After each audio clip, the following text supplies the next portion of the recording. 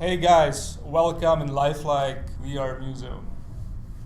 Cool education app you can download from the whiteboard.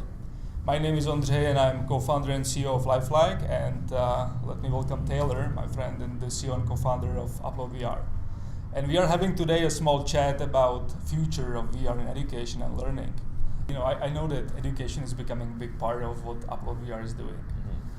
Can you share a little bit more about your vision as Upload VR and education? Where does it fit into what you do, what you guys do? Absolutely. Right now we see that the industry is at a very, very early stage, very nascent stage, and as Upload, our mission has always been to be a support system for the industry, to be a unifier of all the fragmentation, to really listen to the community and do whatever we can to support, right? That's how the collective started. Everyone needed office space, demo rooms, and MR studios, so we started that, right?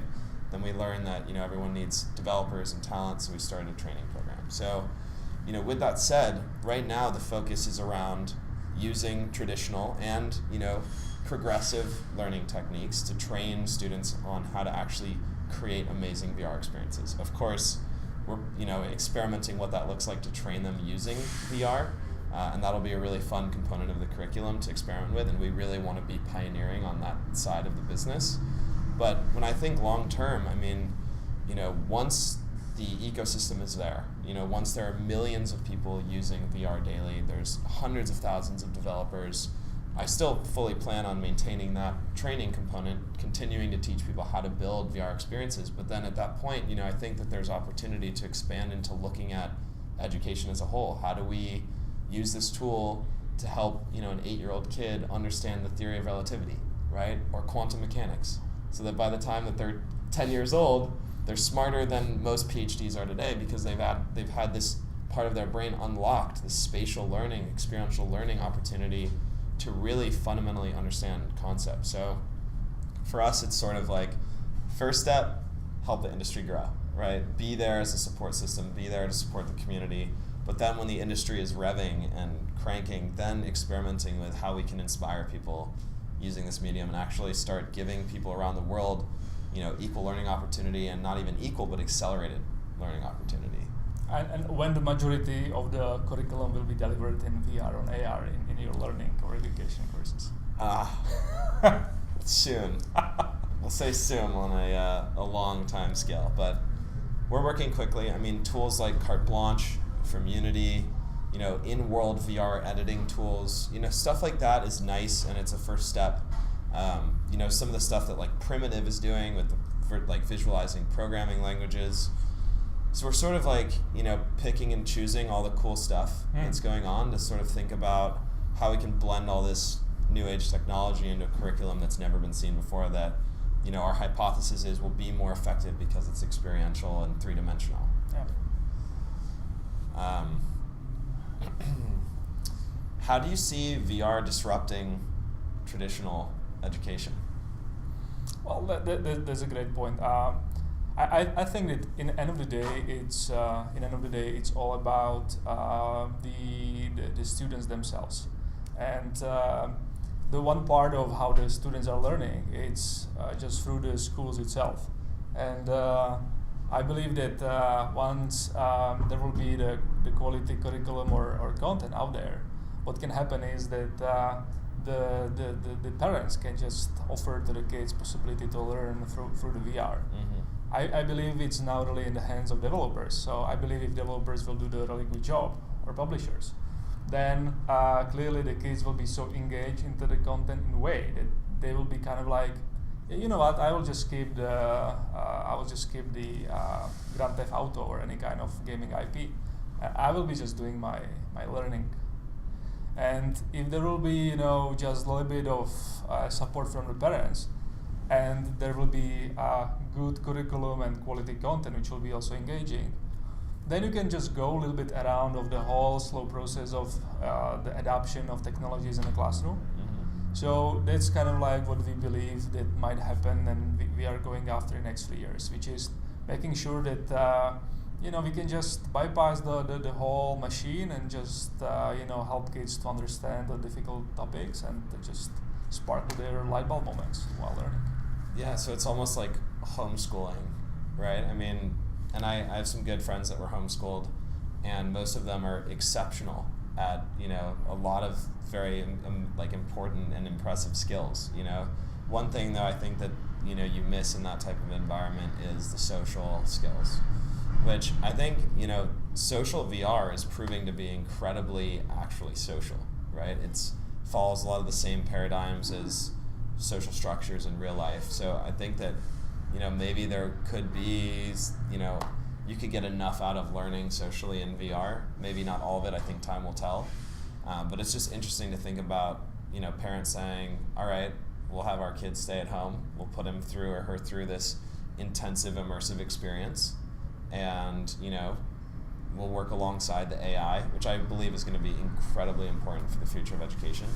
I think that teachers have an incredibly important role to bring the emotional intelligence and like really form that community of students.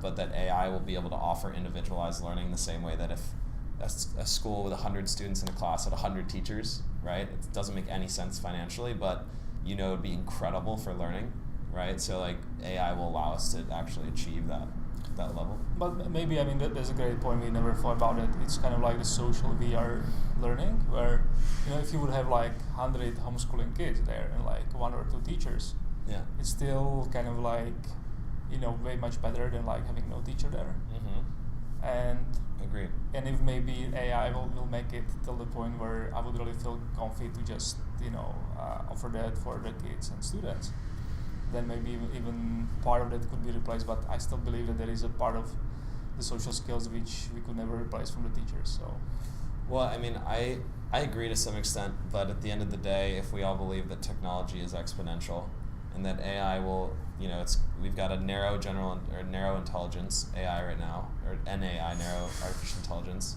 Then you've got GAI, general artificial intelligence, which is like the equivalent of a human, and narrow intelligence would be like a self-driving car, for example. It's great at driving, but it sucks at everything else. Yeah. It can't do anything else really. And then when you get to super AI, SAI, right, when you've got this intelligence that's far smarter than a human could be, you know, the question is maybe emotional intelligence is something that is just so magical and special to humans and to, you know, animals on this planet that it's something that a computer could never emulate. But I would have cause to believe that it is something that could be emulated to the point of being a support system for another person, right? To the same way, and probably even better than a lot of people. It's like finding that, you know, one person who's amazingly supportive, who understands you, who like can help you through things, right? If you had a super intelligent machine that's analyzed millions of conversations, millions of psychology tricks, methodologies that could actually interact with you in that way, you know, I feel like it could be incredibly powerful to these students. So I'm with you. I think, you know, the human element is very important, but, you know, thinking into the distant future, who knows how long it'll be, but in the distant future there will be a point where, you know, artificial intelligence is able to deliver a superior experience to most of actual teachers, which is hard to say because teachers today are some of the most important people in the world, right? They're creating the future of everything. They're creating the minds that will create the future. So, you know, it's definitely a controversial topic of whether teachers get replaced. Absolutely. And it's not comfortable to like even really say it or think about it, but at the end of the day, technology is exponential. Individualized learning is more effective, and the trends are sort of pointing toward that. And so I think, you know, when you look at human value and you look at, you know, people that, you know, jobs that will start being more efficiently done using AI, right? Anything that has a standard operating procedure, pretty much. The thing that will make humans most valuable from a, you know, contribution to a project or to some industry is going to be creativity.